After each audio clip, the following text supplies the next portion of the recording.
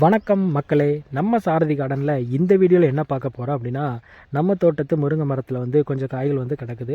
So அந்த முருங்கை காய்கள்லாம் பறிக்க போகிறோம். ஸோ அப்படி பறிச்சுக்கிட்டே நம்ம முருங்கை மரத்தை பற்றி கொஞ்சம் சுவாரஸ்யமான தகவலை வந்து பார்க்க போகிறோம்.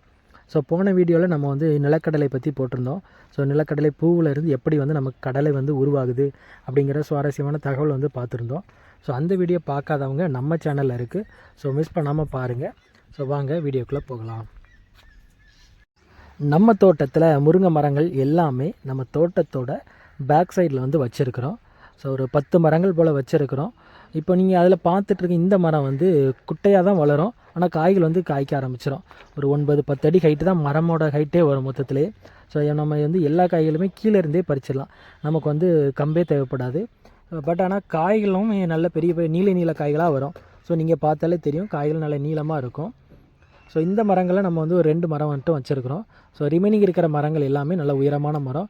ஸோ அதெல்லாமே நம்ம வந்து கம்பு வச்சு தான் பறிச்சாகணும். ஸோ முருங்கை மரம் அப்படிங்கிற அந்த பேர் எப்படி வந்துச்சு அப்படின்னா, நமக்கு வந்து முருங்கை மரம் நார்மலாகவே தெரியும், ஈஸியாக உடையக்கூடியது, அதாவது முறியக்கூடியது. அந்த முறிதல் அப்படிங்கிற ஒரு வார்த்தை தான் நமக்கு வந்து மருவி முருங்கை அப்படிங்கிற மாதிரி வந்து மாறிடுச்சு. ஸோ இதனால தான் முருங்கை மரம் அப்படிங்கிற பேர் வந்து வந்திருக்குது. ஸோ நம்ம தோட்டத்தில் உள்ள முருங்கை கம்புகள் எல்லாமே என் ஃப்ரெண்டு வந்து முருங்கை தோட்டம் வச்சுருக்கிறான். ஸோ அவங்க தோட்டத்திலேருந்து நம்ம வந்து எடுத்து கொண்டு வந்து வச்சுருக்கிறோம். ஸோ மரம் வச்சு ஒரு 11-12 மாதங்கள் பக்கத்தில் ஆயிடுச்சு. ஸோ இதுக்கு முன்னாடி காய்கள் வந்து நிறைய கடந்துச்சு. இப்போ ரீசெண்டாக மழைகள் கொஞ்சம் பெஞ்சனால நமக்கு வந்து காய்கள் வந்து கொஞ்சம் கம்மியாக ஆரம்பிச்சிட்டு. முருங்கைக்காய்களை வந்து பொறுத்த வரைக்கும் நமக்கு வந்து ரேட்டு வந்து ஃபிக்ஸ்டாகவே இருக்காது. ஸோ டெய்லியுமே சேஞ்சஸ் ஆகும். ஸோ நானே நம்ம தோட்டத்திலேருந்து பறித்த முருங்கைக்காய்கள்லாம் மினிமம் ரேட்டாக வந்து நான் வந்து கிலோ வந்து 4 ரூபாய்க்கும் விற்றுருக்கிறேன். ஸோ மேக்ஸிமமாக 70 ரூபா வரைக்கும் வந்து விற்றுருக்கிறேன். ஸோ அதோடையும் கூடையுமே வரும். ஸோ இப்போ ரீசெண்டாக 300 ரூபா பக்கத்தில் எல்லாமே ரேட் வந்து வந்திருக்கு.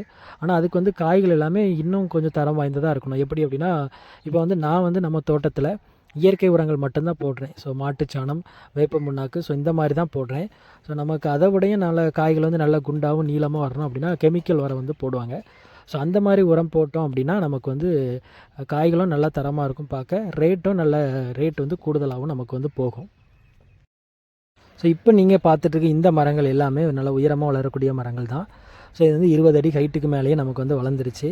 ஸோ இது வந்து கம்பை வச்சு தான் பறிச்சாகணும். ஸோ நம்ம இப்போ வந்து கம்பை வச்சு பறிக்கும் போச்சில் நமக்கு வந்து காய்கள் வந்து நல்லா விளைஞ்சிட்டு அப்படின்னா நம்ம கம்பை வச்சு லைட்டாக தெருக்கினாலே போதும், நமக்கு வந்து காய்கள் வந்து கீழே விழுந்துடும். ஸோ அப்படி இல்லை, நல்லா விளையலை அப்படின்னா நமக்கு வந்து முருங்கைக்காய்களை வந்து திருக்கும் போச்சில் நமக்கு அந்த மரத்தோட நுனியும் சேர்ந்து வந்து உடையும்.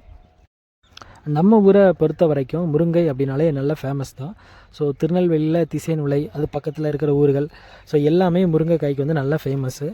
ஸோ நம்ம ஊரில் இருந்து தான் சென்னை, கோயம்புத்தூர், ஸோ அந்த மாதிரி பக்கத்தில் உள்ள மாவட்டங்களுக்கும் டிஸ்ட்ரிபியூட் பண்ணுறாங்க. ஸோ அது இல்லாமல் ஃபாரினுக்கும் எக்ஸ்போர்ட் வந்து பண்ணுறாங்க. ஸோ நம்ம பேசிகிட்டே இருக்கிற காய்கள் எல்லாமே பறிச்சாச்சு. ஸோ இப்போ கீழே கிடக்கிற காய்கள் மட்டும் பிறக்கிட்டுருக்கோம்.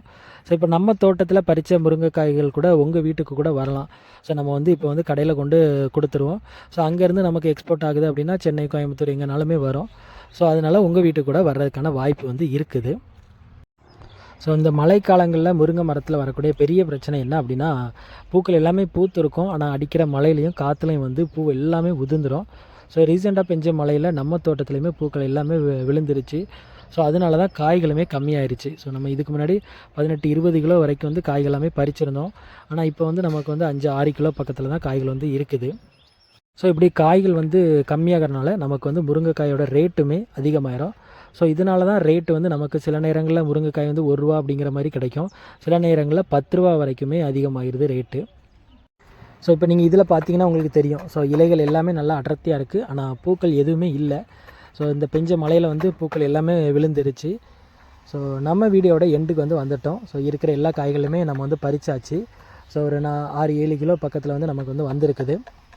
நம்மளோட அடுத்த வீடியோ நம்ம தோட்டத்தில் உள்ள அவரை கொடியை தான் வந்து பார்க்க போகிறோம். ஸோ அது மட்டும் இல்லாமல் அவரை கொடியில் வந்து காய்கள் வந்து நிறையா காய்க்கிறதுக்கு என்ன பண்ணணும், ஸோ அப்படிங்கிற டிப்ஸையும் வந்து நம்ம பார்க்க போகிறோம். ஸோ நம்ம சேனலை சப்ஸ்கிரைப் பண்ணாதவங்க பண்ணி வச்சுக்கோங்க. ஸோ இந்த வீடியோ உங்களுக்கு பிடிச்சிருந்தா அப்படின்னா ஒரு லைக் பண்ணுங்கள். தேங்க்யூ.